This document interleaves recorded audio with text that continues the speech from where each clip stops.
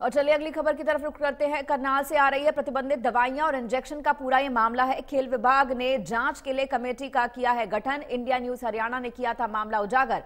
खेलो India में जाने वाले खिलाड़ियों के लिए कैंप के दौरान ही ये बात सामने आई। कर्ण स्टेडियम में 40 खिलाड़ी ले रहे हैं प्रशिक्षण और इसी दौरान इंडिया न्यूज हरियाणा ने यह खबर उजागर की थी। खेलो इंडिया में जाने वाले खिलाड़ियों को लेकर के करनाल में खेलो इंडिया के कैंप के दौरान कर्ण स्टेडियम के शौचालय में भारी मात्रा में इंजेक्शन मिले थे, प्रतिबंधित दवाइयां मिली थी। इंडिया न्यूज हरियाणा की टीम ने प्रतिबंधित दवाइयों की डोज का मामला उजागर किया और इसके बाद हरकत में आए खेल विभाग ने जांच कमेटी का गठन किया। आपको बता दें कि स्टेडियम में इन दिनों खेलो इंडिया प्रतियोगिता में हिस्सा लेने वाले खिलाड़ियों के लिए ट्रेनिंग कैंप लगाया गया है। फेंसिंग और नौकायान के करीब 40 खिलाड़ी कर्ण स्टेडियम में प्रशिक्षण ले रहे हैं। हम इस समय करनाल के कर्ण स्टेडियम में मौजूद हैं, जहां खेलो इंडिया के कैंप जो हैं चल रहे हैं। यहां पर फेंसिंग और नौकायन के लिए जो खिलाड़ियों के लिए यहां कैंप चल रहे हैं। और लेकिन जिस तरह की व्यवस्थाएं यहां पर हैं वो अपने आप में गंभीर सवाल है, क्योंकि यहां के शौचालय में बड़ी संख्या में जो आपत्तिजनक इंजेक्शंस और दवाइयां मिली हैं। तो ऐसे में कहीं ना कहीं सवाल उठ रहे हैं कि क्या जो प्रतियोगिता में खिलाड़ी यहां पर शामिल होते हैं वो इस तरह की प्रतिबंधित दवाओं का, इंजेक्शन का इस्तेमाल कर रहे हैं। क्योंकि यहाँ के शौचालय से आप देख सकते हैं कि ये सीरिंज और दवाइयां जो है निकली हैं और ये व्यवस्था है यहाँ की। और ऐसे ही हालात यहाँ के पूरे प्रांगण के हैं। कहीं पर भी आपको इस तरह की इंजेक्शन की खाली शीशियां, सीरिंज मिल सकती हैं। अभी जो यहाँ के स्पोर्ट्स अधिकारी हैं वो यहाँ पर मौके पर आए थे और उन्होंने भी यहाँ जांच की है। उनके सामने ही ये सीरिंज की बड़ी एक खेप जो है निकली है कि किस तरह से यहाँ ये प्रतिबंधित जो है दवाई ली जा रही है, इंजेक्शन लिए जाते हैं। और कहीं ना कहीं ये बड़ा सवाल है कि आखिर सरकार जिस तरह की खेल प्रतिभाएं तैयार करना चाहती है कि अच्छे खिलाड़ी हरियाणा से निकलें, लेकिन और ये इस तरह के सीरिंज और इंजेक्शन मिलना कहीं ना कहीं बड़ा सवाल है। क्या जो हमारे खिलाड़ी हैं वो इस तरह की दवाओं का इस्तेमाल कर कर अपना प्रदर्शन सुधारना चाहते हैं? क्या कहीं और कमी है?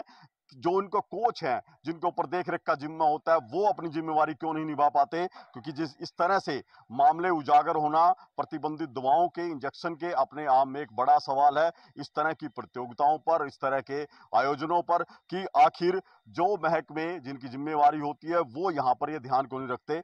हमने जो स्पोर्ट्स अधिकारी है उनसे भी बात की थी। उन्होंने खुद देखा आकर कि यहाँ पर क्या व्यवस्था बनी हुई है। उसके बाद उन्होंने आश्वासन जरूर दिया है। दुआ साहब, एक बार उनसे जान लेते हैं। दुआ साहब, आप आए हैं, देखा है आपने, क्या कुछ हालात है? हालात ठीक है। अभी मैं आपकी बात, इसकी कमेटी बैठा के क्या कुछ मिला यहाँ पे? सिरिंज वगैरह मिली है, जो बच्चों की मिली है एथलेटिक ट्रैक के नजदीक, तो उसको चेक करके कमेटी बैठा के इनको लेटर दूंगा। कोचिज को एथलेटिक्स होगी, बास्केटबॉल होगी, हमारे फुटबॉल होगी, जो नजदीक है इसके, उनको लेटर। कितना गंभीर मानते हैं कि यदि खिलाड़ी इस तरह की इस्तेमाल कर रहे हैं? बढ़ा रहे हैं, गलत है, ये गलत है, बच्चों के लिए गलत है। ये परफॉर्मेंस बढ़ानी नहीं चाहिए, अपनी नेचुरल प्रैक्टिस करनी चाहिए। इसके बारे आगे के आपको कोई कंप्लेंट नहीं मिलेगी। पूरा देखा जाता है कि जिस तरह की मान लो ये आयोजन चल रहे हैं, जो छोटी प्रतियोगिताएं होती हैं खेलों की, उनमें डोप टेस्ट वगैरह नहीं होते। तो ये खिलाड़ी इस तरह से अपनी परफॉर्मेंस बढ़ाएंगे तो क्या फेयर मानेंगे किस तरह के आयोजन? नो, इसमें नहीं, परफॉर्मेंस बढ़ानी नहीं चाहिए, लेना ही नहीं चाहिए इंजेक्शन। देखो डोपिंग का बैच होता है, खेलो इंडिया में चेकिंग होती है, डॉक्टर साहब बैठे होते हैं, सारे टोटल होता है। तो खेलो इंडिया का कैंप चल रहे हैं यहाँ 2 कैंप चल रहे हैं, पर इसका लिंक नहीं है। वो कनोई कैथर रोड पे ऊपर है, फेंसिंग का वो अंदर हॉल में है। इस वाले पे जो एथलेटिक्स, फुटबॉल, वॉलीबॉल और का ट्रैक है, इनके नजदीक वॉशरूम है, क्योंकि वो सारे वॉशरूम टूट चुके।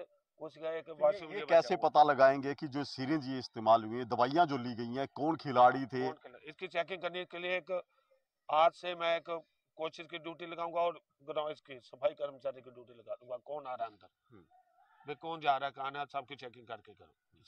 क्योंकि सरकार देखिए पैसा खर्च कर रही है, एक खिलाड़ी को 400 रुपए प्रतिदिन डाइट के दी जा रहे हैं। तो क्या हमारे खाने में कमी है या खिलाड़ियों की मंशा में कमी? खाने में कोई कमी नहीं है, खाने में तो डाइट डिपार्टमेंट ने बहुत बढ़िया दे रखे, चेक कर सकते हो आप पूरे प्रॉपर।